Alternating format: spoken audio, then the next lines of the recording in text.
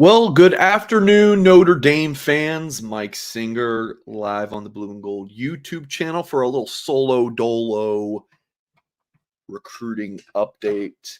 Notre Dame has interviews on campus with the new players that enrolled in January. So that is where Kyle Kelly was last Friday and this Friday as well. So it's just your boy Mike Singer on this Friday. Hope you all are doing well. I see Ian, Michael, JL in the chat. Hope you guys are doing well.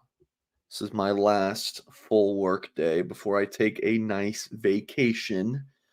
So that is very much on my mind. But we have a big Blue and Gold Illustrated magazine coming out next week. It publishes, so I'm trying to get all my work done before then. Yeah, because your boy is going to be enjoying some time off. So yeah, we're going to talk about a few things to start the show. Shouldn't take too long, and then we're going to dive right into your questions. I solicited some questions from the Blue and Gold message board, and then I will be taking some from the YouTube chat that I deem appropriate to speak about. So this is a solo show. I usually don't do these. I think this is maybe the second or third time I've done this in 3.5 years of running this YouTube channel, Blue and Gold. So again, it's something that's few and far between. So it's not something I really enjoy doing, but yeah, wanted to hop on here. So we had our Friday recruiting show. The big news of this week in the world of Notre Dame recruiting, of course, was Owen Strebig announcing his pledge to Notre Dame, 6'7", 295 pounds.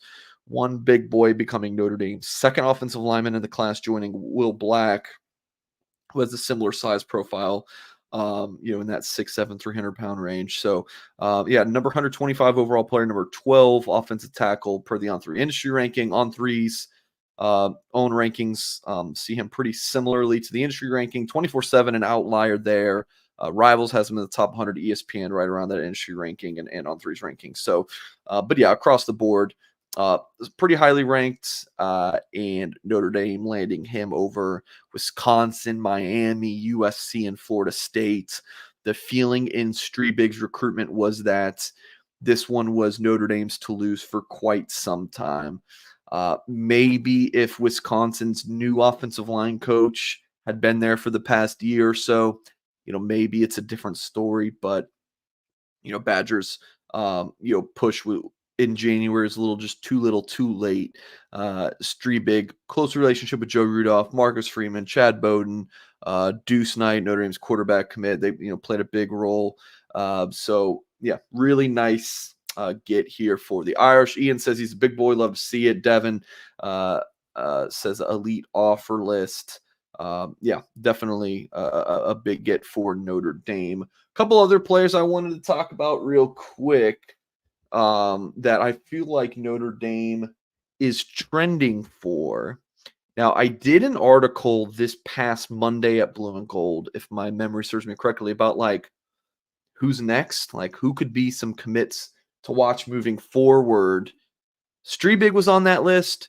A player who was not on that list, Elijah Burris, the son of Plexico Burris from DePaul Catholic in Wayne, New Jersey, picked up an offer from Notre Dame January 11th, was on campus January 20th, and I'm liking where Notre Dame is at for Elijah Burris right now. 6'1", 170 pounds. Not a robust offer list just yet. Duke offered in the fall, and then really just in, that week or around the time of January 5th or 6th or something like that, early in January, started to pick up more offers. So this is someone who I see blowing up in the springtime. But, we'll see how his recruitment kind of develops. But yeah, I think if he goes into that spring evaluation period as an uncommitted prospect, then I think Burris's recruiting is going to take off because he is a really good looking prospect. We're going to block this Colin guy. I've never seen him before. And I don't really like the spamming you're doing. So see you, Colin. Philip says, hey, from New Mexico. Philip, what's up? Nick says, glad we got Strebig. Heard we are in line for 2 more linemen in this class. That's something that's kind of to be determined. I do like where Notre Dame stands with Matty Augustine, who we'll just go ahead and talk about next, because I posted this on the loose emoji board yesterday, that there's 2 prospects I feel like Notre Dame is trending for. I think Burris is one. And when I say trending for, like, I think that there's like a shift, where Notre Dame's kind of taking the lead, like really becoming the team to beat. Like someone like Jerome Bettis, I've liked Notre Dame to land for quite some time. That's not really news. But I think Matty Augustine, while I've liked Notre Dame to land him for quite some time, I think Notre Dame is pulled ahead of Wisconsin. And I think Elijah Burris, where Notre Dame stands there, I think it's getting closer to Notre Dame being able to land him. I think I talked about this a couple weeks ago. My thought on Notre Dame's receiver class in the 2025 cycle is I like Notre Dame to land Jerome Bettis, Derek Meadows from Las Vegas, and Elijah Burris. We'll see if they get to 4, just like on the offensive line. We'll see if they get to 4 as well. You got Strebig and Black committed on the offensive line. I like where the Irish are at with Matty Augustine. Wisconsin and Notre Dame have felt like the top 2 schools for him for some time, and I believe that the Irish have pulled ahead of the Badgers. So again, I mean, I hear you guys saying they might honestly take 4. I mean, they might. But look, Notre Dame is already at how many commits? 14. 14 commitments already. And you're looking at 3 receivers, so 17. At least 1 more offensive lineman, 18. I mean, up to 2 defensive linemen, there's 20. 1 more linebacker at least, there's 21.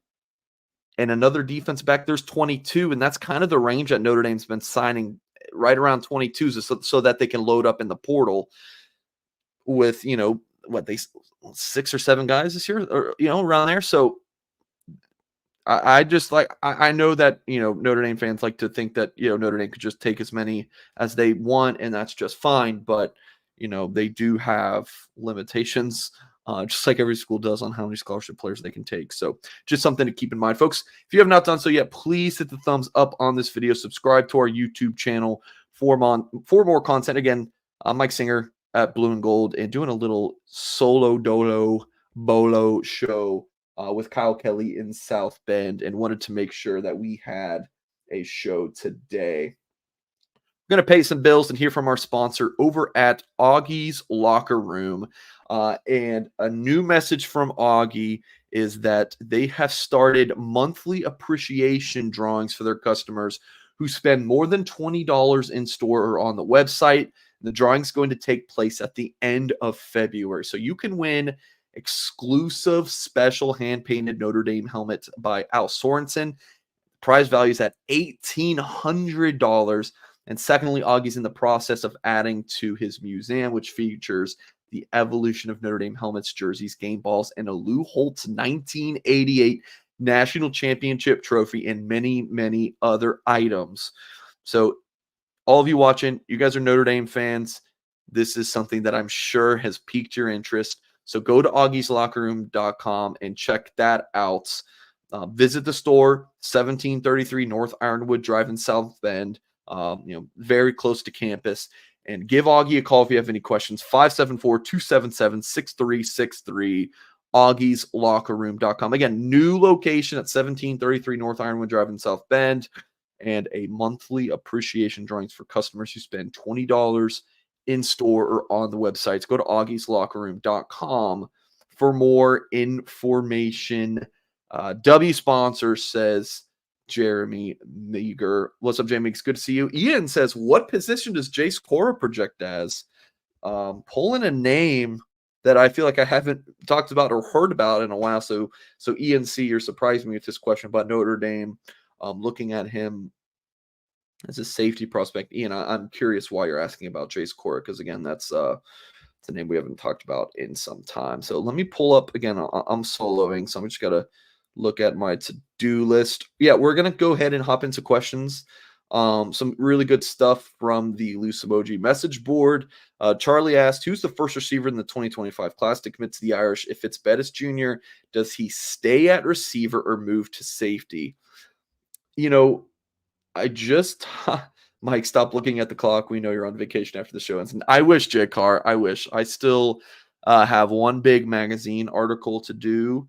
And then I've got some more work I got to get done. So I wish I was. I mean, I got to edit this up and put it on the podcast and put it on the front page of our website. So yeah, I'll be done working tomorrow night.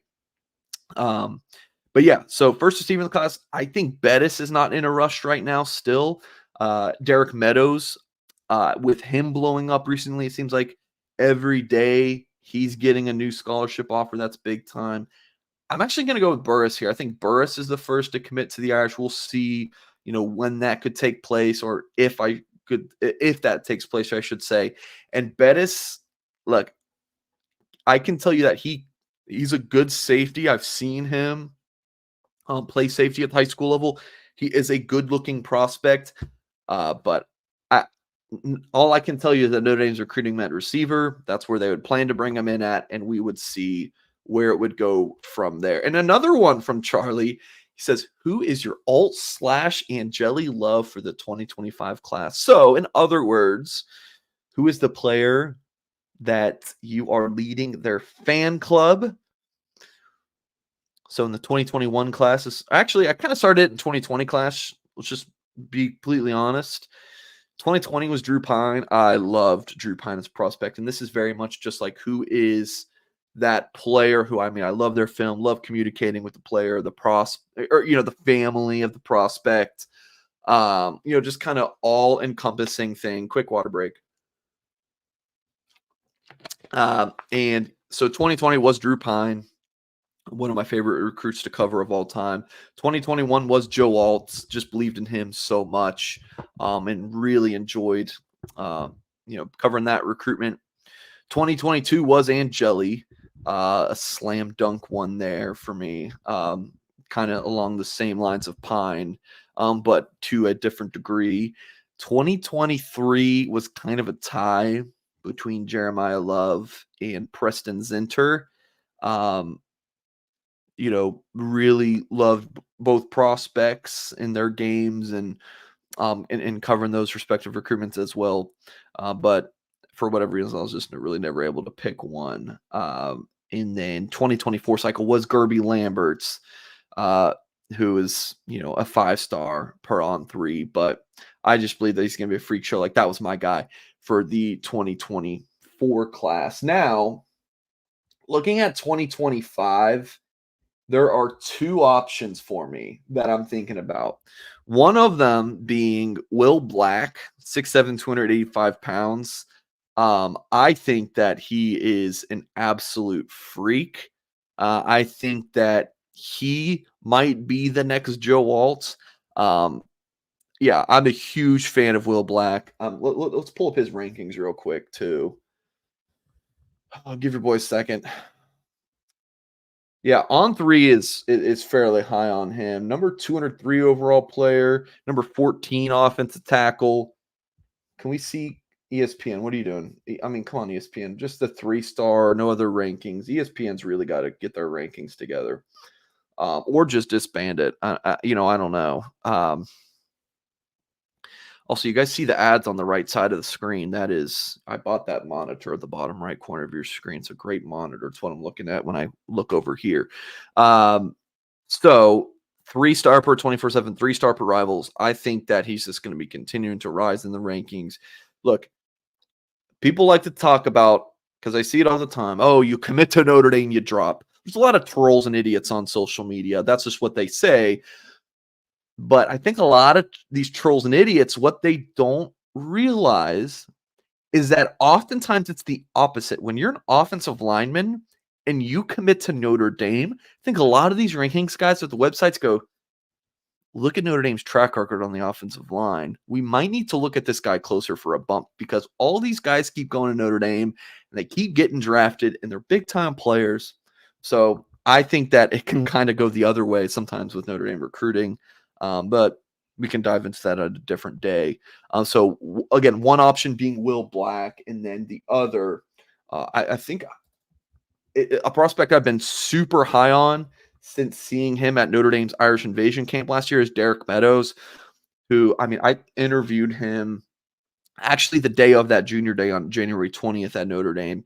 He wanted to go, he couldn't make it. I remember talking to him, be like, bro, like, do you get frustrated that your recruiting process has not blown up? And he was like, no, I'm kind of just taking it in stride, and I think everything's going to work out. And then, he goes to that Battle Miami 7-on-7, tears it up there, and then the floodgates have just opened. And I think that his performance there was just like a straw that broke the camel's back kind of deal, where it was like, all right, we've seen enough now. Let's all offer this kid. And then the dominoes fall that now all these big time programs are offering him. So he was super impressive at a legit 6'5". He's huge, 185 pounds. He's long, he's lean, he's super athletic. He's the entire package. He's a very unique athlete. Yeah, keep an eye on Derek Meadows. He's definitely one of my favorite players in this class. And Notre Dame has just had such a strong lead for him for such a long time that it would be quite disappointing that if Notre Dame's not able to land him. We will see. Just going to take a quick look at the YouTube comments. Rip says, good morning from sunny New Mexico. Good morning, good morning. Black is from Canada. Yes, he is. And he's at, the prep school in Connecticut. Renee Martinez, all awesome players. Thank you. Thanks for all you keep us posted on Singer. Yep, really appreciated it. Landon McComber or CJ Smith, who has the best chance to be our final linebacker commit, or is it another name? I do think, Ian, I will be answering that question in just a little bit. We got that from the board. Aerofan says, guess on class size. I did mention this a few minutes ago when talking to Devi, when he was like, oh man, just you're gonna take 4 at some of these positions. I'm like, I don't know. I would say you're gonna actually let's just take a look at this. Okay. Just take a look at this. So commits.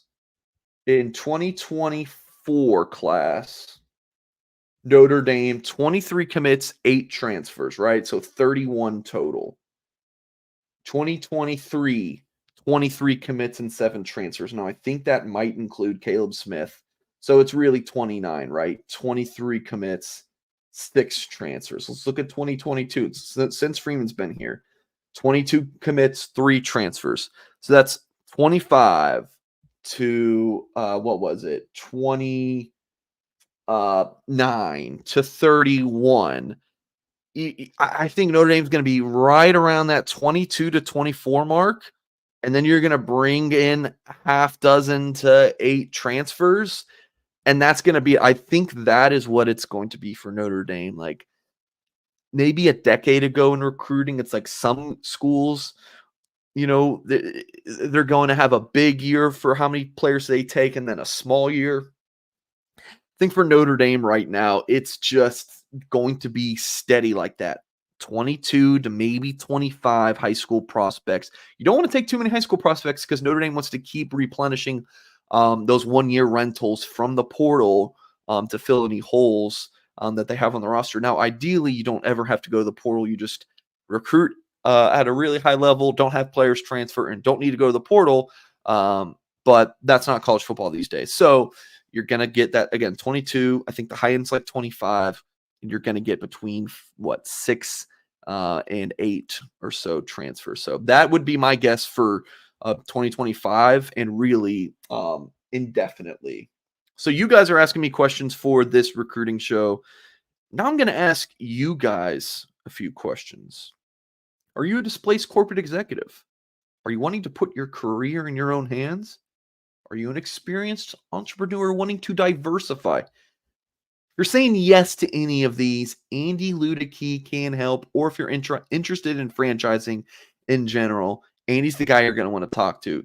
Andy's a huge college sports fan and franchise veteran, having owned multiple franchises and businesses. Using Andy's expertise, he's going to help you find your American dream through a very thorough consultation and evaluation process. So give Andy a call. It's 404-973-9901. Put your life and career in your own hands. And best of all, his services are 100% free to use. So what do you have to lose?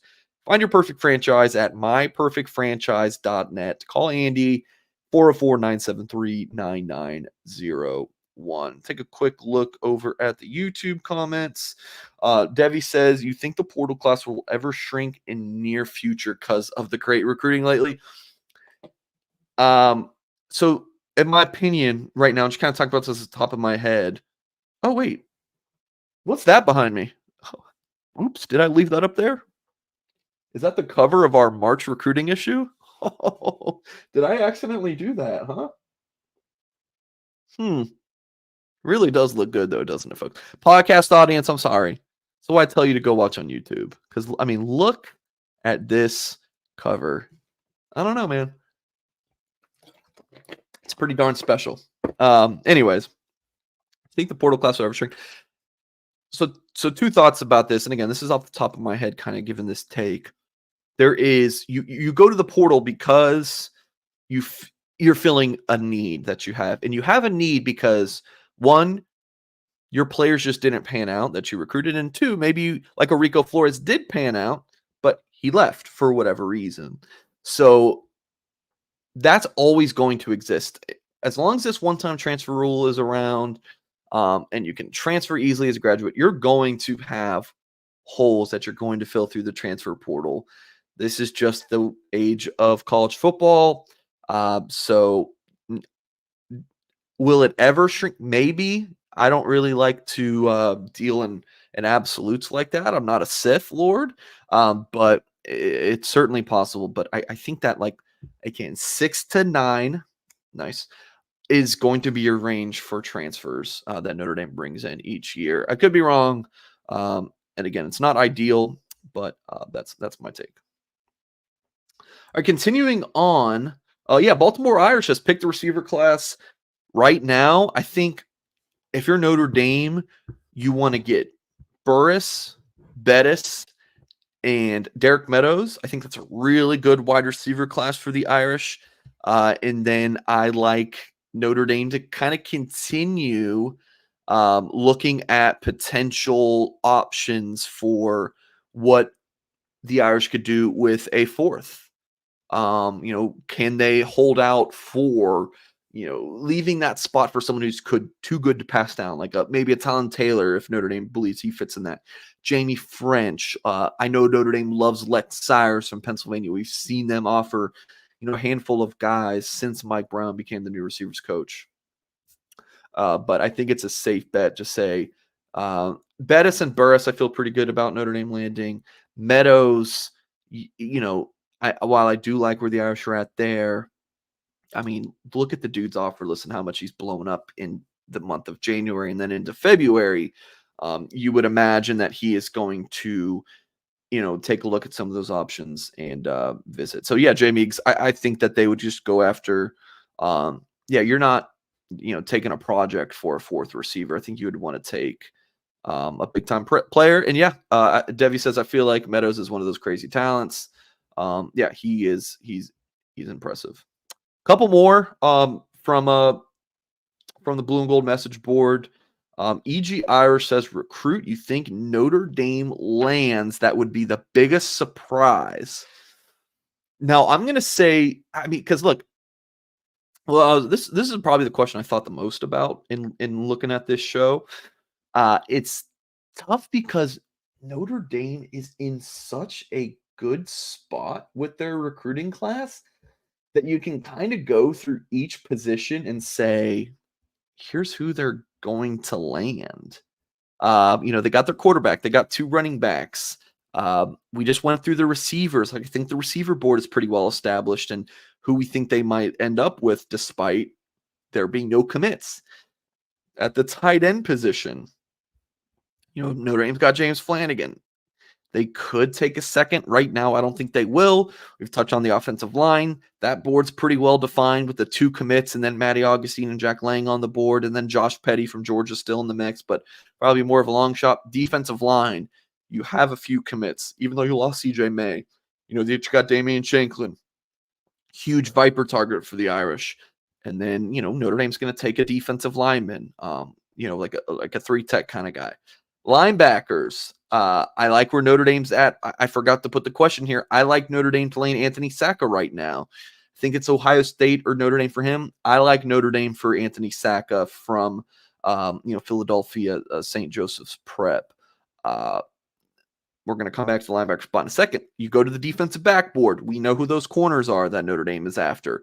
Dallas Golden, Devin Williams, Mark Zachary. I think Notre Dame lands 2 of those 3. Could be crazy. Notre Dame has the possibility to even land all 3 plus Jadon Blair. Don't rule out that scenario. I think it would be crazy, but it could happen. The answer of the player I'm going with here, now it's not like recruit. I think Notre Dame lands, but how about a player that I feel like Notre Dame has a better chance for that would be that big national surprise? And I'm going to go at the linebacker position, and it's going to be Nathaniel Usu-Boateng for my answer here. Elite prospect, number 51 overall player nationally, number 7 linebacker. Number 51 overall player, number 7 linebacker. Quick water break. Feeling here is that coming off that visit, Notre Dame sources were like, man, we think that, that the Irish have the lead here. Now, this is going to be one of those recruitments that's going to go the distance, and there's going to be twists and turns. But I think after that visit, Notre Dame has put itself in a really good spot with Owusu-Boateng. Of course, the younger brother of Jeremiah Owusu-Koramoah, who started at Notre Dame and is doing the same with the Cleveland Browns right now. So this would, because like when EG Irish has the question of the recruit that you think Notre Dame lands that would be the biggest surprise nationally, this is national news for sure. It's not some player that a 3-star that Notre Dame pulls off an upset for. Talking about national news, so I would go with Nathaniel Usu-Boateng for this. Ian C says Freeman was JOK's position coach for his last year, right?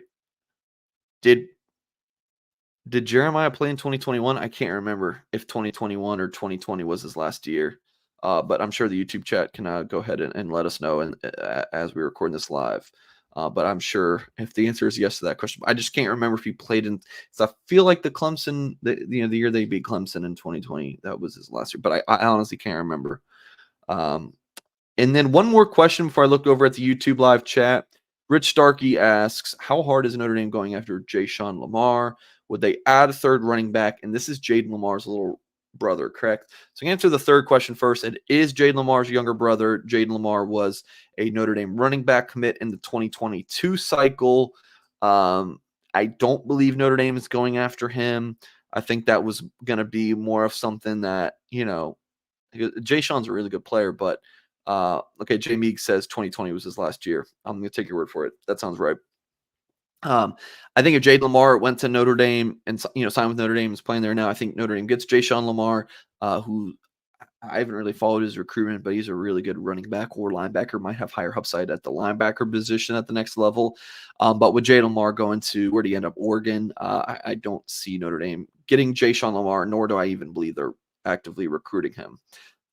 And then would they add a 3rd running back? So it's interesting. Notre Dame has 2 running backs committed, and they have, Daniel Anderson locked in, and Justin Thurman. Thurman committed to Notre Dame in early August, and then Daniel Anderson jumped in the boat the day of the Ohio State game.